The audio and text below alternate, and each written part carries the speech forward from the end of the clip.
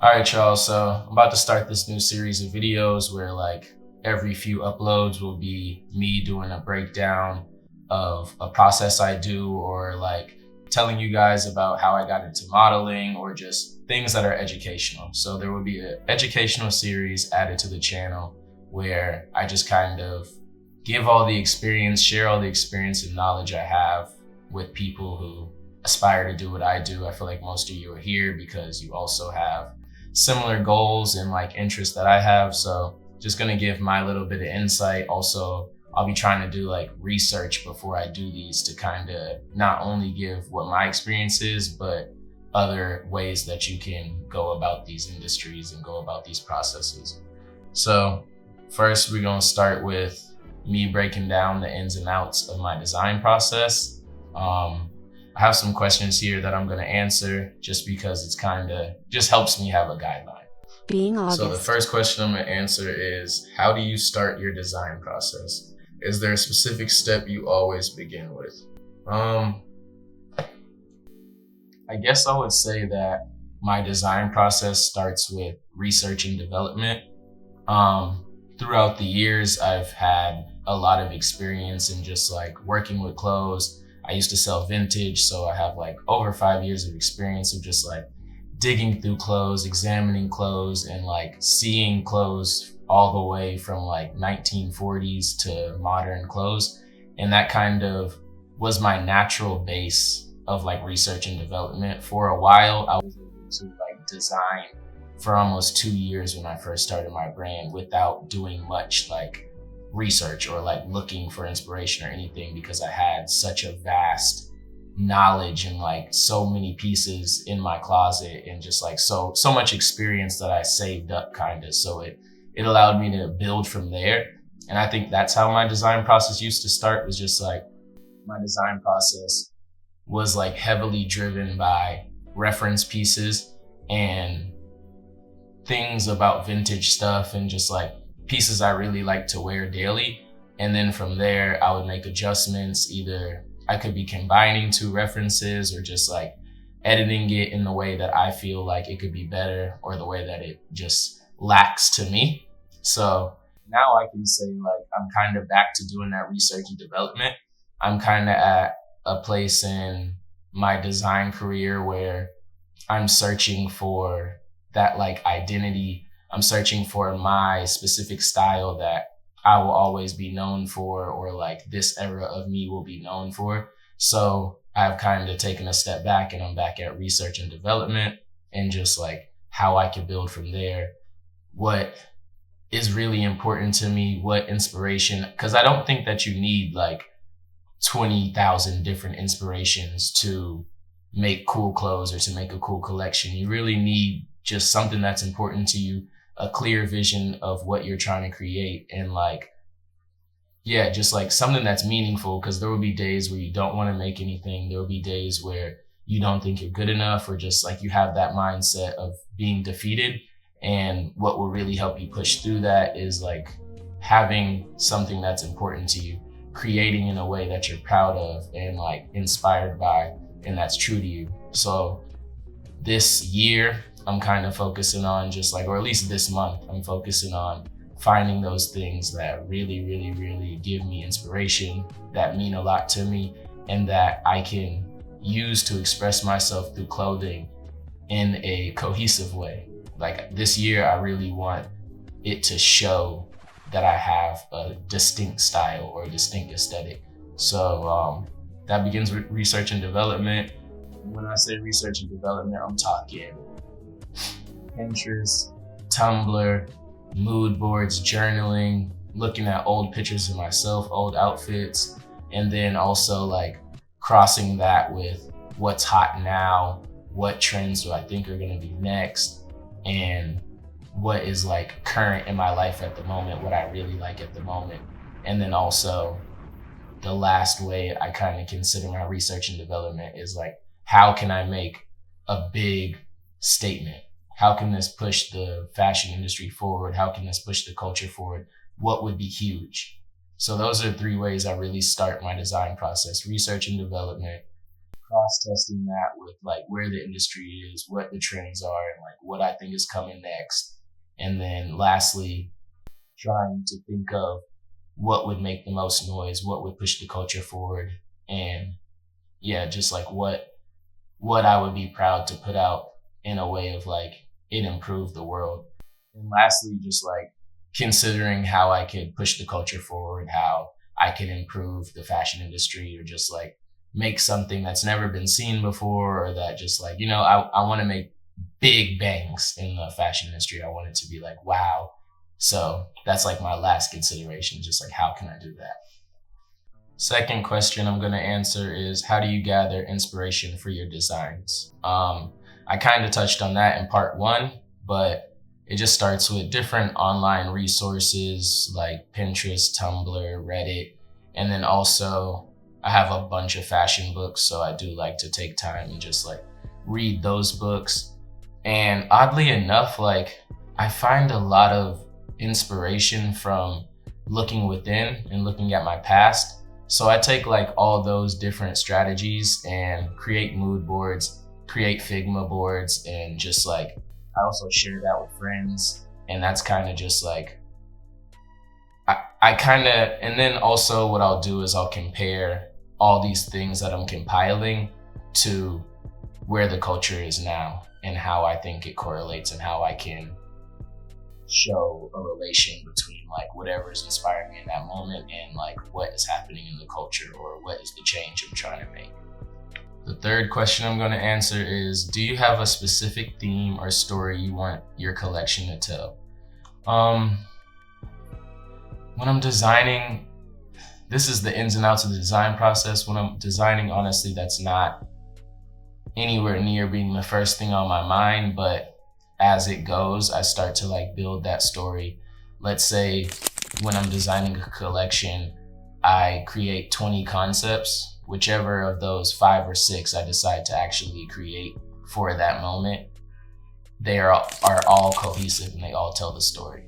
I would say that like the story is writing itself while I'm designing, and then after all the pieces are complete is when I go in and I kind of edit that story and narrate it and explain, or like figure out how I'm going to explain that story.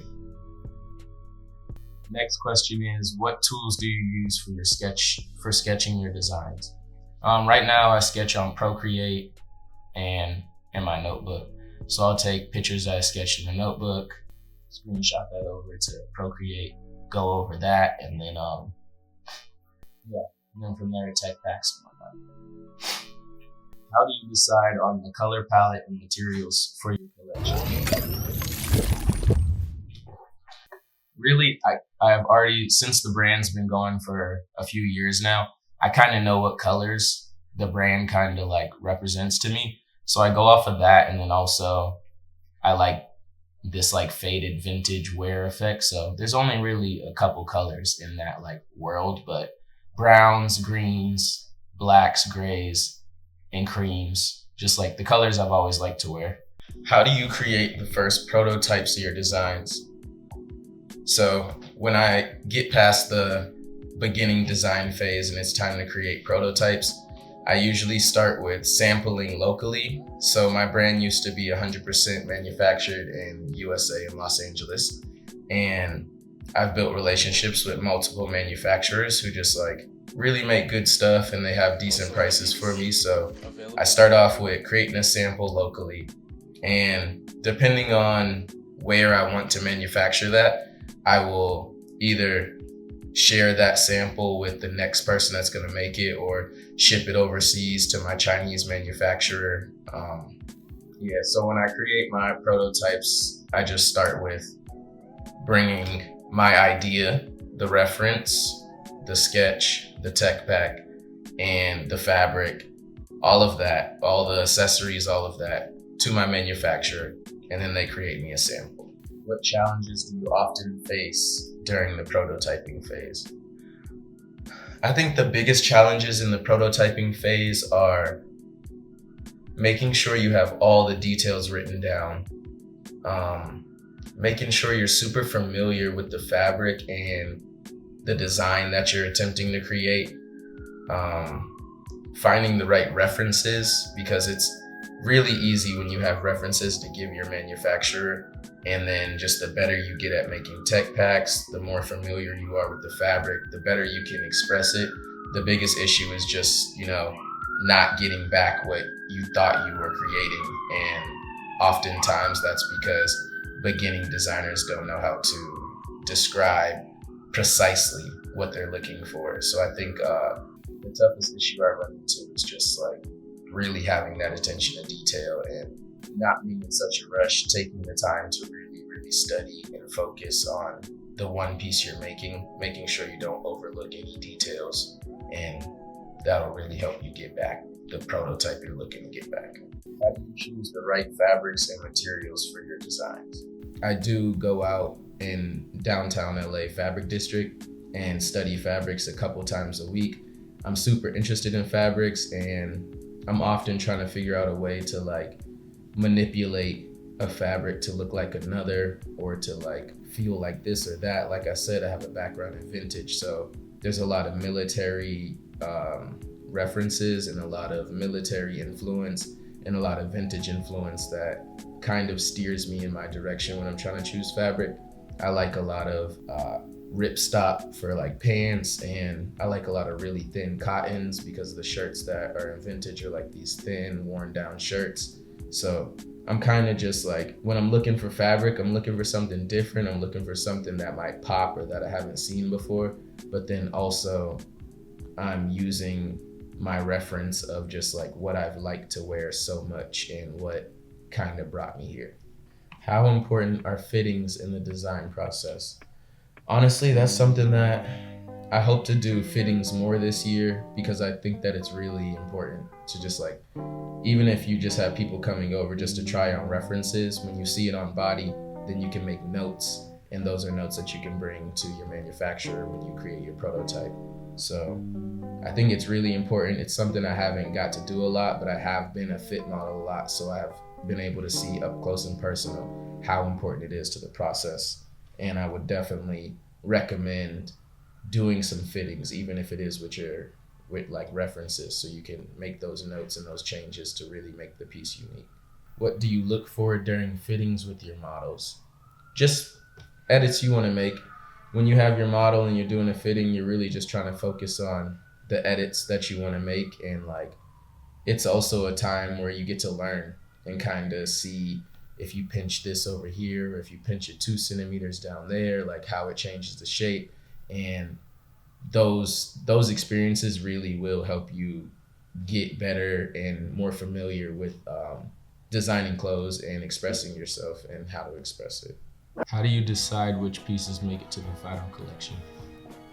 When I'm deciding on like which pieces make it in the final collection for that moment, it's kind of just based on the pieces that feel most cohesive, the pieces that I feel most proud of in the moment, and the ones that go along with the storyline that I'm creating in that moment. One really cool behind the scenes moment I experienced while designing was with my girlfriend. I was reading this Rei Kawakubo book, and something she mentioned was that she thinks that fashion shows are meant for showcasing things that have never been seen before. At that time, I was designing for Paris Fashion Week, and that just inspired me to like try to create something that's never been seen before. I went to the LA Fashion District, found like this cage for underskirts. I had never seen it before, thought it was something crazy.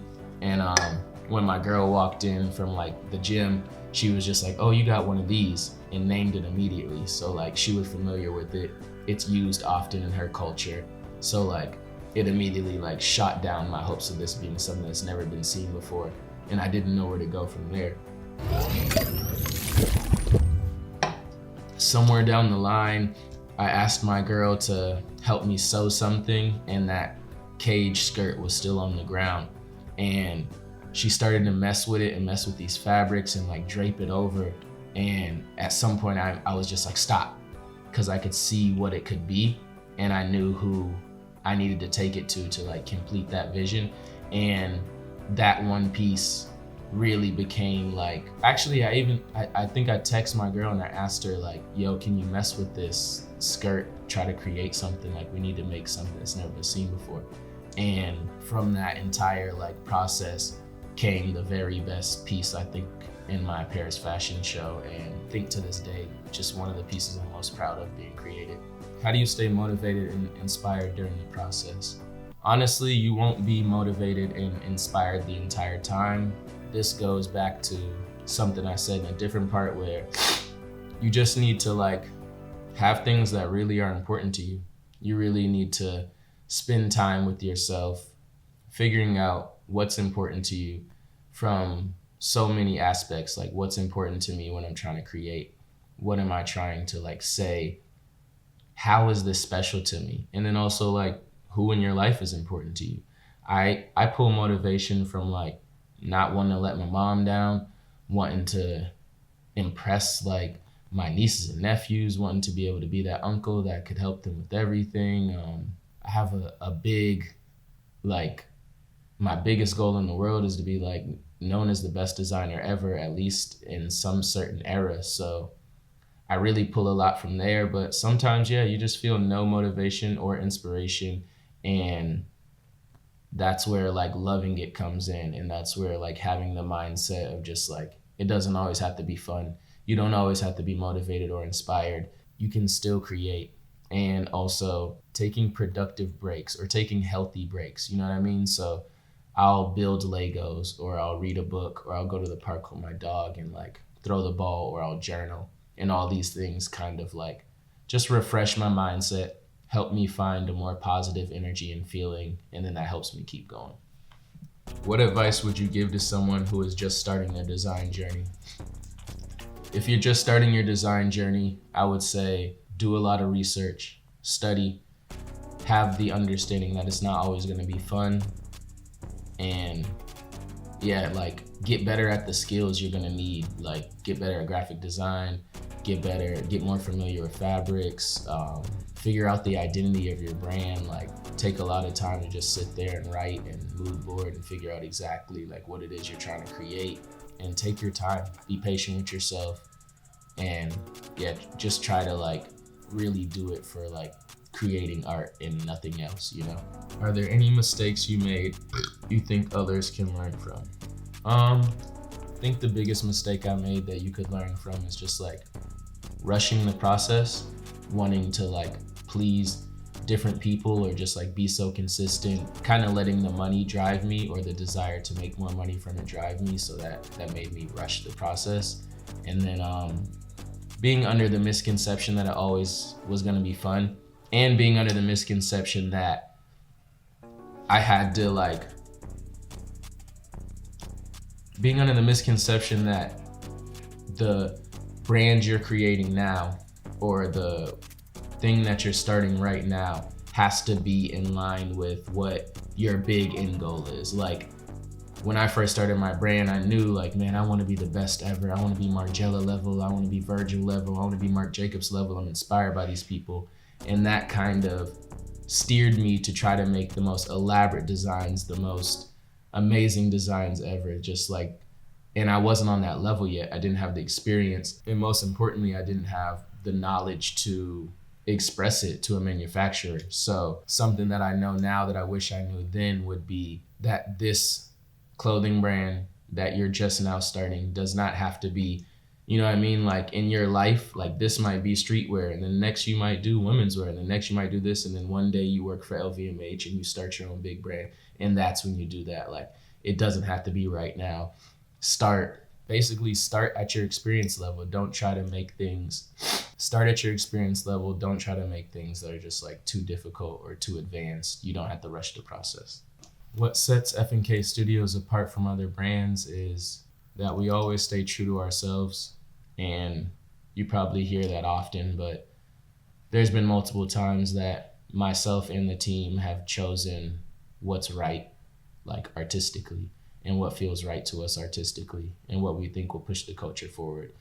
And that would be juxtaposed to things that we know would make us more money or would get us some clout or some post. And still, if it doesn't feel right, if the art is what feels best, if the decision, you know what I'm saying? Like, we're true to ourselves. We choose art. We love this. And like my business partner always tells me, we have till the last day on earth to do this. Like, we love it and we're never going to give up. So I think that's what makes us different. And a lot of studying, a lot of research, and we know who we are. Thank you guys for tuning into the video. Please subscribe and comment. It's free for you, but it means the world to me. And yeah, if you like these series, leave a comment. Tell me other topics you want me to talk about or break down. Subscribe, it's free and it helps me. I love y'all. I'm out. Being August.